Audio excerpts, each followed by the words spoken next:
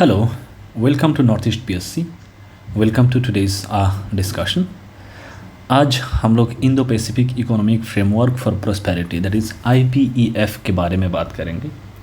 Why it is important, why was it in news, and how it is important from India's perspective. So we will be trying and understand in these broad contours of this particular topic, so that anything and everything related to this topic can be brought to your perspective with utmost clarity. Without any further delay, I, Nazirul Islam, welcome you to today's session. So, what is the context? The context is this IPEF. This was launched in the year 2022, okay, by United States.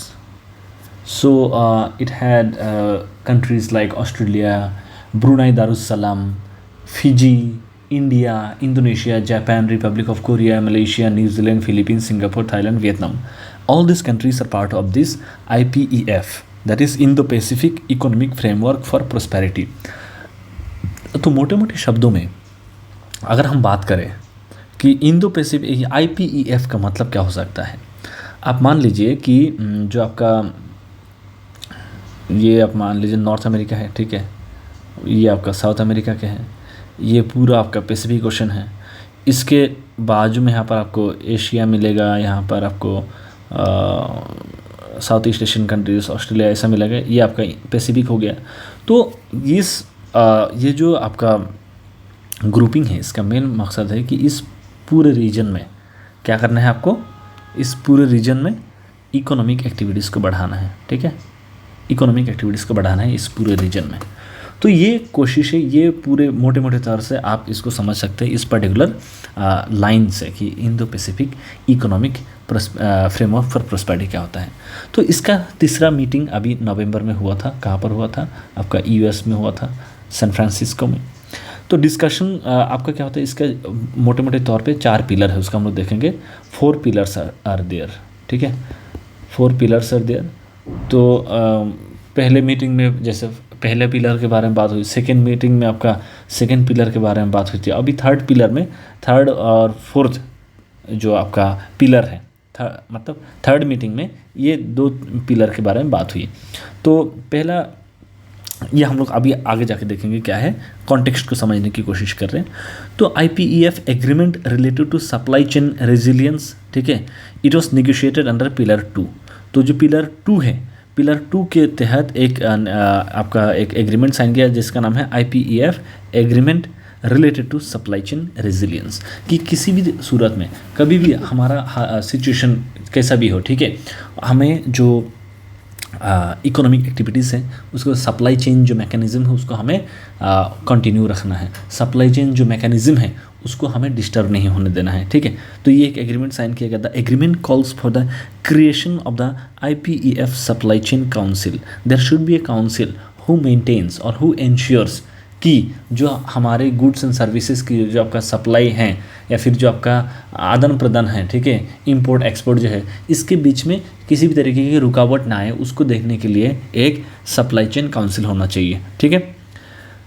दूसरी बात यह है कि the creation of IPEF supply chain crisis response network. ठीक है, IPEF supply chain crisis response network to assist in anticipating and mitigating future supply chains problem. आप मान लीजिए जैसे कि आपका कोविड पैंडेमिक आ गया था, इसके वजह से क्या हुआ था, हमारा पूरा सप्लाई चेन जो आपका मैकेनिज्म हो पूरा डिसरप्ट हो गया था. जो चीज़ें हम लोग दूसरे कंट्री से इंपोर्ट कर रहे थे वहाँ प्रोडक्शन रुक गई. हम यहाँ से जो भेजना चाह रहे थे, हमारे सारे वर्कर घर चले गए, उनकी सेफ्टी की भी हम लोग जिम्मेदारी ले रहे थे, हर एक कंपनी बंद हो गई. तो अगर इस तरीके की अगर क्राइसिस लाइक सिचुएशन आ जाए तो एक ऐसा नेटवर्क होना चाहिए जो इस तरह के क्राइसिस को रिस्पॉन्ड कर पाए, इस तरह के क्राइसिस को प्रिडिक्ट कर पाए, और किसी भी तरीके की चैलेंज अगर आए सामने फ्यूचर में उसको हम लोग टैकल कर पाए. उसके लिए IPEF supply chain crisis response network बनाया गया. इसके अलावा एक बनाया गया क्या, IPEF labour rights advisory board, ये भी बनाया जाएगा. वो ये है कि जो आपका लेबर के राइट है, ठीक है, when we are talking about the labour rights, अगर उसमें किसी भी तरीके की इश्यूज़ हैं, ठीक है। अगर लेबर के साथ कुछ गलत हो रहा है, लेबर को कुछ तकलीफ़ें हैं, उनका कोई क्वेश्चन है, उन तमाम चीज़ों को रिजॉल्व करने के लिए IPEF labour rights advisory board रहेगा उधर, ठीक है। तो ये सारे चीज़ों को लेकर हम लोग क्या देखते हैं, सैन फ्रांसिस्को में IPEF का 3rd मीटिंग हुआ था, ठीक है। तो IPEF के बारे में बात करते हैं। ये मई 2022 में इसको लॉन्च किया गया था। किसके द्वारा? It was launch by the United States, the US launch the IPEF, ठीक है। इसका क्या है कि Indo Pacific Economic Framework for Prosperity, इसके लिए। और इसमें कई सारे कंट्रीज है, Australia, Brunei Darussalam, Fiji, India, Indonesia, Japan, Republic of Korea, Malaysia, New Zealand, आप देख सकते हैं ये सारे कंट्रीज यहाँ पर है, ठीक है। ये जो फ्रेमवर्क है इसका मेन काम क्या रहेगा? This will advance resilience, sustainability, inclusiveness, economic growth, fairness and competitiveness for this economies. ये सारे जितने भी आपका कंट्रीज देख रहे हैं, इनकी जो इकोनॉमिक सिचुएशन उसको हमें स्ट्रॉन्ग बनाना है, और उसमें हम लोग क्या करना है, सस्टेनेबल बनाना है, ताकि हम जो है एक बेटर फ्यूचर की तरफ आगे बढ़ पाएँ, ठीक है। इस तरह के हमें फ्यूचर की बात करना है, ठीक है। और उसके अलावा हम लोग क्या देखते हैं कि इकोनॉमिक ग्रोथ को हमें इंश्योर करना है, इंक्लूसिवनेस हो, ऐसा ग्रोथ जिसका फ़ायदा हर तबके के लोग हो, हर रेस, हर रिलीजन, हर लैंग्वेज, हर जेंडर के लोगों को इसका फ़ायदा मिले। उसके अलावा फेयरनेस हो, ठीक है। किसी एक पर्टिकुलर कंट्री को डेवलपमेंट हो रहा है, दूसरे कंट्री का नहीं हो रहा है, ये नहीं होना चाहिए। और एक हेल्दी कॉम्पिटिटिव एनवायरनमेंट भी हमें क्या करना पड़ेगा, इनकलकेट करना पड़ेगा इन तमाम मेंबर कंट्रीज़ के बीच में, in order to build a Indo Pacific region which is prosperous, ठीक है, इकोनॉमिकली प्रोस्पेरस। तो ये हम लोग देख सकते हैं, समझ में आ रहा होगा आपको, ठीक है। अब ये जो IPEF है इसका और क्या है कि it will offer tangible benefits that fuel economic activity and investment, promote sustainable and inclusive economic growth and benefit workers and consumers across the region। तो इन तमाम इलाके में, इन तमाम कंट्रीज़ में जो आपका वर्कर्स है, कंज्यूमर है, इन सबको फ़ायदा पहुंचाने की उम्मीद से ये काम करेगा, ये ग्रुपिंग। तो ये जो 14 पार्टनर्स हैं, ये लगभग दुनिया की 40% GDP को ये लोग रिप्रेजेंट करते हैं, 40% GDP, ठीक है। And at the same time जो आपका दुनिया में जितने भी आपका ट्रेड्स होती हैं गुड्स एंड सर्विसेज में, उसका 28% ट्रेड ये आपका ये 14 कंट्री इसके लिए रिस्पॉन्सिबल है। तो ये इसकी जो आपका गोल है, जो कमिटमेंट है, काफ़ी ज़्यादा है, ठीक है। The framework is structured around 4 pillars relating to trade, supply chains, clean economy and fair economy. तो ट्रेड की बात अगर हम करें तो यहाँ पर चारों, कोई भी कंट्री जो यहाँ पर 14 कंट्रीज़ हैं, ठीक है, इनके सामने क्या होना, अगर ये IPEF में ज्वाइन कर रहे हैं तो उनको बताना पड़ेगा इसमें कौन कौन पिलर के लिए वो लोग एक्सेप्ट कर रहे हैं, या फिर कौन कौन पिलर को ये लोग रियलाइज़ करने में मतलब आगे बढ़ेंगे, ठीक है। तो इंडिया ने क्या किया, चौथा वाला साइन किया, तीसरा वाला साइन किया, दूसरा वाला साइन किया, लेकिन पहला वाला ट्रेड पिलर को साइन नहीं किया। ये एक इम्पॉर्टेंट फैक्ट है जो कि आपको याद रखना पड़ेगा, ठीक है। तो जितनी भी कंट्री हैं वो चाहे तो वो चारों पिलर में शामिल हो सकता है, लेकिन ये उनके ऊपर है कि वो स्पेसिफिकली कौन से पिलर में शामिल होना चाहता है, ठीक है। सो पिलर 1 की बात करें, it create high standard for the digital economy, e-commerce and artificial intelligence. तो आज के दौर में हम लोग डिजिटल इकोनॉमी में रहते हैं। डिजिटल सेक्टर इतना ज़्यादा पावरफुल हो गया है कि इस सेक्टर को हमें अच्छा खासा ध्यान देना पड़ेगा। डिजिटल इकोनॉमी में हर एक चीज़ डिजिटली ही आजकल अवेलेबल है। आपको खाना खाना है, आप घर पे मंगवा रहे हैं। आपको फ्रिज ऑर्डर करना है, आप घर पे मंगवा रहे हैं। हर एक चीज़ मतलब जो हमारे डेली लाइफ से जुड़ा हुआ वो डिजिटल स्पेस से हम लोग एक्वायर कर रहे हैं। ई-कॉमर्स की बात करें, अमेज़न की बात देख सकते हैं, ठीक है, फ्लिपकार्ट देख सकते हैं, स्नैपडील, ठीक है, मिंत्रा, ये सारी चीज़ें ई-कॉमर्स में आते हैं। आर्टिफिशियल इंटेलिजेंस रोज़ एक नया रूप ले रहा है। तो इन तमाम सेक्टर्स में हमें कोशिश ये करना है कि हाई स्टैंडर्ड क्रिएट हो, ताकि इसकी फ़ायदा हर एक कंट्री को मिले। इसकी जो हम लोग वो देखते हैं इम्पैक्ट है, इसका पॉजिटिव इम्पैक्ट सबको मिले, नेगेटिव इम्पैक्ट हम लोग मिनिमाइज़ कर पाए। तो ये सारी चीज़ें पिलर 1 में बात किया गया है, ठीक है। अगर पिलर 2 की बात करें तो IPEF की जो पार्टनर कंट्रीज है, इनका क्या मकसद है कि make supply chains more resilient, robust and well integrated through crisis response measures. तो जो हमारा सप्लाई चेन मैकेनिज्म है, जो हम लोग गुड्स एंड सर्विसेज को क्या करते हैं, ट्रांसपोर्ट करते हैं, सप्लाई करते हैं एक कंट्री से दूसरे कंट्री के बीच में, उसको हमें और ज़्यादा क्या बनाना है, रेजिलियंट बनाना है। रेजिलियंट मतलब कि ऐसा बनाना है ताकि जो छोटे मोटे चैलेंजेस अगर सामने आए, ठीक है, उन चैलेंजेस को हम लोग क्या करें, वो चैलेंजेस हमारे गुड्स एंड सर्विसेज के ट्रांसपोर्टेशन में बाधा या फिर रुकावट की तरह ना आए, ठीक है। तो ये जो रेजिलियंस की जब हम बात करते हैं, ये हमें बिल्ड करना है थ्रू पिलर 2 की ये कमिटमेंट है, ठीक है। और जब भी क्राइसिस लाइक सिचुएशन होगा, वहाँ पर हम लोग किस तरह से टैकल करेंगे क्राइसिस को, ये सारे हमारे पास वो होना चाहिए, सुविधा कहें या फिर उसको हम लोग क्या करें, हमारे पास उसका वेल प्लान्ड डिज़ाइन होना चाहिए। और अगर किसी भी तरीके की अगर डिसरप्शन होता है, उस टाइम आप उस डिसरप्शन को रोकने के लिए किस तरह से कोऑपरेट करेंगे, इसके बारे में बात करती हैं, ठीक है। Improve logistics and connectivity, countries के बीच में जो आपका कनेक्टिविटी उसको इम्प्रूव किया जाए, ठीक है। Promoting investments particularly in critical sectors of production, ठीक है, जो इन्वेस्टमेंट को हमें ज़्यादा से ज़्यादा प्रोमोट करना है, ठीक है, ताकि हम लोग क्या करें, एक सस्टेनेबल फ्यूचर की तरफ जा पा रहे हैं, जहाँ पर डेवलपमेंट हर सेक्टर में हो रहा है, डेवलपमेंट की जो बेनिफिट है वो इंक्लूसिव है, हर एक लोगों को मिल रहा है। तो उसके लिए, इस डेवलपमेंट को बढ़ाने के लिए हमें क्या करना पड़ेगा, जो इन्वेस्टमेंट है उसको हमें अट्रैक्ट करना पड़ेगा ज़्यादा से ज़्यादा।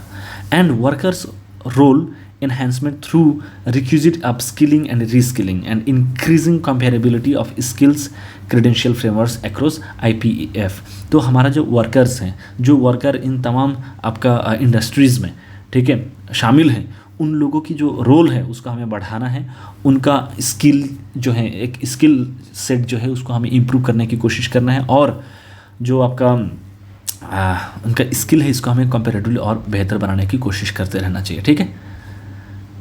ये तो पिलर 2 की गोल हो गया। पिलर 3 में जो ये जो कंट्रीज़ हैं, इनका वो है कि हम लोग क्लीन इकोनॉमी बनाएंगे, कि रिसर्च, डेवलपमेंट, कमर्शियलाइजेशन में इन तमाम तरीके से इस तरह से काम करेंगे, हमारे जो क्लाइमेट कमिटमेंट है उसको हम लोग मद्देनज़र रख पाए, ठीक है। हम जो देख रहे हैं रोज़मर्रा की जो ज़िंदगी हमारा है, ठीक है, उसमें हम लोग क्या बहुत सारे सिग्निफिकेंट चेंज देख पा रहे हैं। क्यों? क्योंकि क्लाइमेट चेंज हो रहा है, ठीक है, हमारा वेदर चेंज हो गया, एक्सट्रीम वेदर इवेंट्स हो रहा है, ठीक है, हीट वेव्स की आप बात देख सकते हैं, कोल्ड वेव आ जाती है। तो इस तरीके की चीज़ों में हम लोग इस तरह की एक इकोनॉमिक प्रैक्टिस फॉलो करें, जिसकी वजह से हमारा जो इम्पैक्ट है सोसाइटी एनवायरनमेंट के उसके ऊपर वो सबसे ज़्यादा लो हो, उसका हम लोग मिनिमाइज़ कर पाए। तो ये सारे कमिटमेंट आपका पिलर 3 के थ्रू किया जाता है।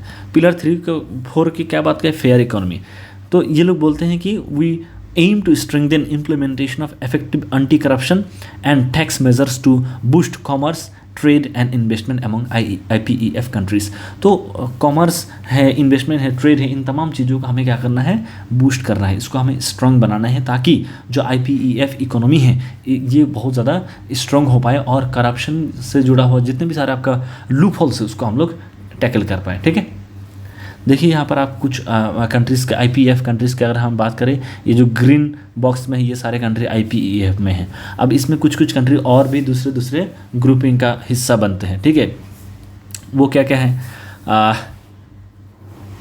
अब ये देखिए कि पहले तो आप आसियान को देख लीजिए। आसियान में आपका पता है 10 कंट्री है, ठीक है।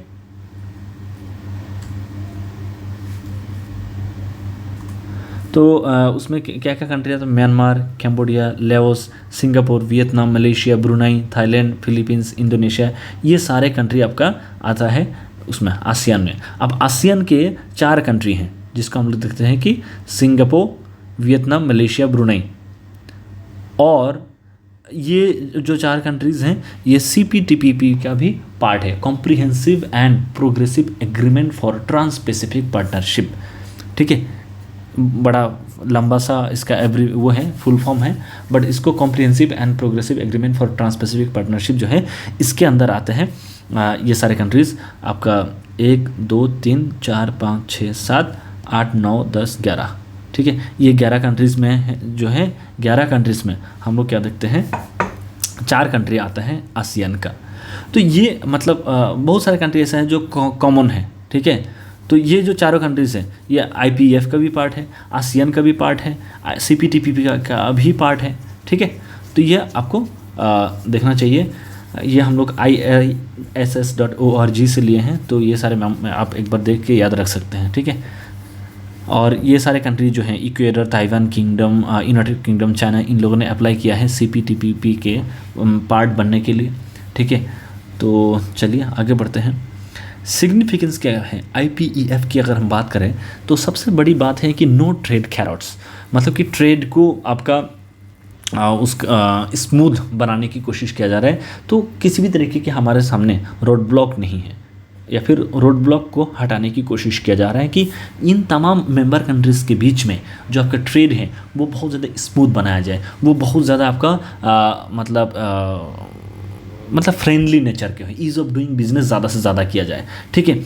IPEF की अगर हम बात करें ये बहुत ब्रॉड बात करता है, इकोनॉमी को क्लीन बनाने की बात करते हैं, सस्टेनेबिलिटी की बात करते हैं, वर्कर्स के राइट्स की बात करते हैं, ठीक है। रेजिलियंट मैकेनिज्म को, जो सप्लाई चेन मैकेनिज्म है उसको और ज़्यादा रेजिलियंट बनाने की कोशिश करते हैं।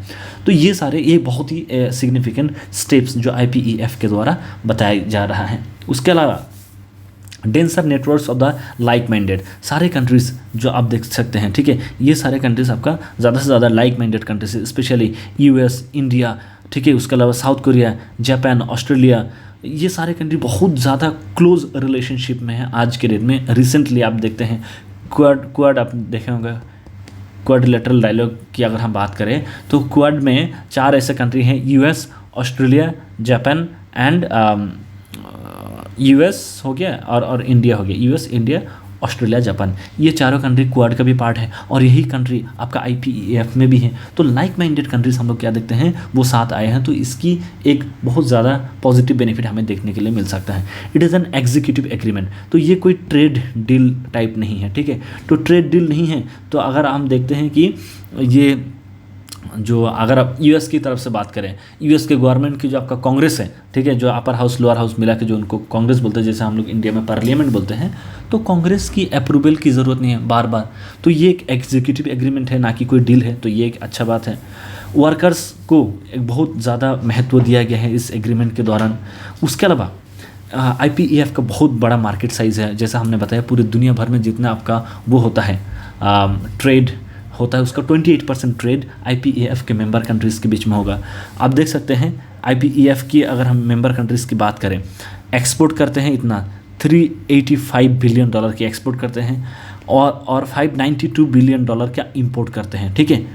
और वही तरह से आप US का देख लीजिए, US में $455 बिलियन के वो लोग चाइना में लोग इंपोर्ट करते हैं और $165 बिलियन का एक्सपोर्ट करते हैं। ये थर्ड वे नाम के एक वो है वेबसाइट है, वहाँ से हम लोग इस डेटा को लिए हैं। तो ये आप ये वाला चीज़ देख सकते हैं कि कितना बड़ा मार्केट है, ठीक है। तो ये सारा सिग्निफिकेंस है। तो ट्रेडिशनल ट्रेड एग्रीमेंट्स हमने अभी बोला था कि ट्रेड एग्रीमेंट नहीं है, ये नॉर्मल कोई ट्रेड एग्रीमेंट की तरह नहीं है। तो उसका मतलब क्या हुआ? वो मतलब ये है कि IPEF does not negotiate market access और टैरिफ्स। ये लोग टैक्सेस के बारे में बात नहीं करते हैं, ठीक है। जैसे आपका ट्रेडिशनल ट्रेड एग्रीमेंट से वो लोग टैक्स कितना होगा, एग्जम्पशन कितना होगा, वो बहुत सारे कॉम्प्लेक्स चीज़ों की बात करते हैं, इसलिए IPEF एक पॉजिटिव चीज़ है। IPEF discussions under the 4 modules, जो 4 पिलर्स हैं, ये आपका अलग अलग तरीके से बात किया जाता है। एक पिलर पे एक ही बार बात किया जाता है, ठीक है। एक पिलर पे एक ही बार बात किया जाता है, सिलोज में लिया जाता है। In contrast to FTAs where all negotiations are conducted under one roof. तो ये भी मतलब कि IPEF में क्या दिया जा रहा है, आपका स्पेसिफिक अटेंशन दिया जा रहा है, स्पेसिफिक अटेंशन दिया जा रहा है।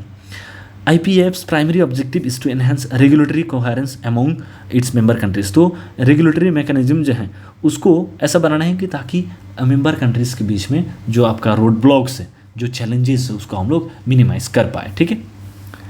लेकिन IPEF के सामने चैलेंजेस है। एक तो यह आपका कॉन्सर्न्स ड्यूरेबिलिटी, कि जो US की डोमेस्टिक पॉलिटिक्स वो बहुत ज़्यादा वॉलेटाइल है।